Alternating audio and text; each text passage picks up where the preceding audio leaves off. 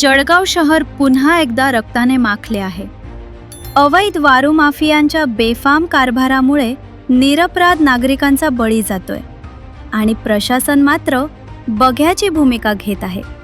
ही धक्कादायक घटना घडली आहे जळगाव शहरातील कालिंका माता चौक येथे।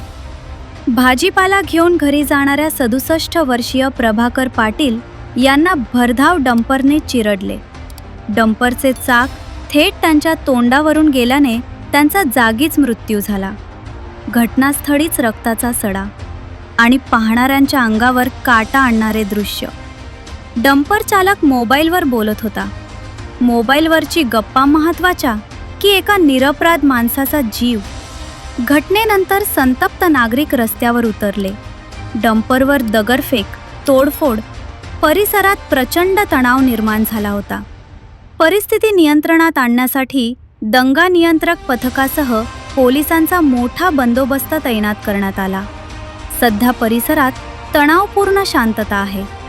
धक्कादायक बाब म्हणजे याच चौकात वर्षभरापूर्वी एका निरागस बालकाचाही डंपरच्या धडकेत मृत्यू झाला होता। प्रशासन जागं कधी होणार? आणखी किती जीव गेले की कारवाई होणार?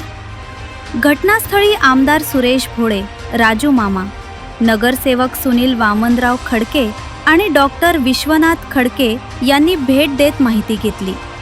मृतदेह शासकीय वैद्यकीय महाविद्यालय रुग्णालयात दाखल करण्यात आला। रुग्णालयात कुटुंबियांचा आक्रोश हृदय पिळवटून टाकणारा होता। मयत प्रभाकर पाटील हातमजुरी करून आपल्या कुटुंबाचा उदरनिर्वाह करत होते। आज त्या कुटुंबाचा आधारच हिरावला गेला।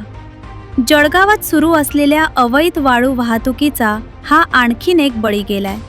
प्रशासन कारवाई करणार की पुन्हा एखाद्या निष्पापाचा बळी जाण्याची वाट पाहणार?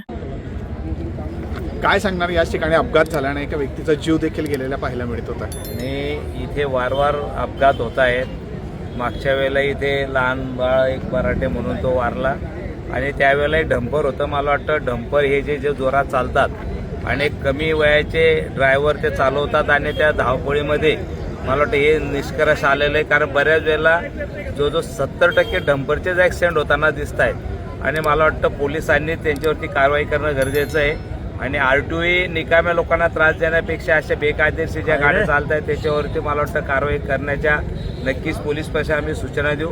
सिग्नल बंद होते, महापालिकेच्या अधिकाऱ्याशी बोललेलो आहे की आपण सुद्धा रोज संध्याकाळी सिग्नल चेक केले गेले पाहिजे, कुठले सिग्नल बंद असतील।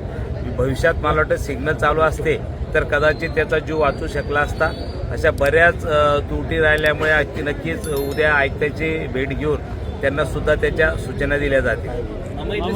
कॅमेराही बंद असल्याचे तक्रार नागरिकांनी केलेली आहे। ते पोलीस प्रशासन आता सांगितलेलं आहे त्यांनी की बुवा आणि जर या बाजूने जिथे स्पीड ब्रेकर टाकण्यासारखा असेल की जिथून येणारे असतील तिथे सुद्धा स्पीड ब्रेकर आपण महापालिकेने मागवलेले आहे। स्पीड ब्रेकर आणले का ते लावून देऊ त्यांचे स्पीड ब्रेकर। एकंदरीत बघायला गेलं तर नागरिक हे रोड टॅक्स करतात, नागरिक आता रस्त्यावर देखील सुरक्षित नाही।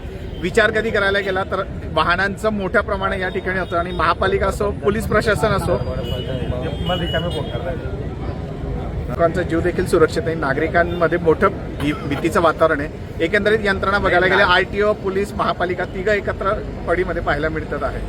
तेच सांगतोय मी की त्यांनी जबाबदारीने आपल्या जे काही स्पॉट असतात तिथे गाड्यांचं जे काही बिगर नंबरच्या गाड्या असतील, स्पीडने जास्त जोडणाऱ्या गाड्या असतील यांच्यावरती कारवाई केली तर मला वाटतं नक्कीच त्याला कंट्रोल राहील आणि जे शहरामध्ये स्पीड असतो 40-60चा जो स्पीड असते ते स्पीड मला वाटतं ते त्यांनी ड्रायव्हरांनी बंदी त्यांच्यावरती केली पाहिजे RTOने आणि पोलीस प्रशासनाने। एकीकडे डंपर मोठ्या प्रमाणात वाढलेले आहे आणि अपघातही होतं। या संदर्भात आपण मुख्यमंत्र्यांना काही पत्रव्यवहार करणार आहात का? नाही, मुख्यमंत्र्यांनी इथे कलेक्टर साहेबांना सांगू आपण की बुवा हे जे काही रेती चालू बेकायदेशीर रेती चालू आहे त्याच्यामुळे जास्त अपघात होण्याची शक्यता आहे। कारण बेकायदेशीर रीती असल्यामुळे हे पळापळ करता आणि त्याच्यामुळे बा पोलीस मागे लागतील का या भीतीने गाड्या जोरात चालवल्या जातात त्याच्या।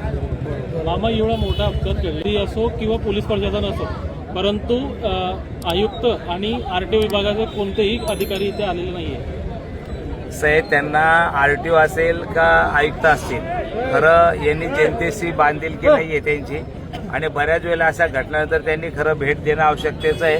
पण मला वाटतं बऱ्याच वेळेला आरटीओ आणि आयुक्त दोन्ही कुठे जनतेमध्ये जाताना दिसत नाही, ग्राउंड लेवलवर काम करताना दिसत नाही. मामा, आपण मागे पोलिस लागतात म्हणून ते जोरात गाडी पळवतात. कुठेतरी प्रशासनचं वाळू माफियांच्या समोर हतबल झालेलं वाटतात का आपल्याला, की त्यांच्यावर कारवाई होत नाही? ते सर्रासपणे गाड्या नाही, वेगानं- कारवाई होते, पण ते कारवाई केली म्हणजे कालच तुम्ही पाहिलं असेल की ते वाळू माफियावरती कारवाई केली आणि त्याच्यातूनच पैसे घेतले गेले. कालच पेपरामध्ये ती न्यूज होती, पाहिलं असेल. मला वाटतं तहसील ऑफिसच्या माणसाने एकी बाजून सकाळी पैसे घ्यायचे आणि संध्याकाळी कारवाई करायची, सकाळी कारवाई करायची, संध्याकाळी पैसे घ्यायचे, असे करून धंदे तहसील ऑफिसचे आहे. त्याच्यामुळे ते साहजिक त्यांची हिंमत वाढते. त्याच्यात यावर काय उपाय करायला पाहिजे आता? उपाय आहे, मी अधिवेशनामध्ये मांडण्याचा प्रयत्न करणार त्याच्या संदर्भात.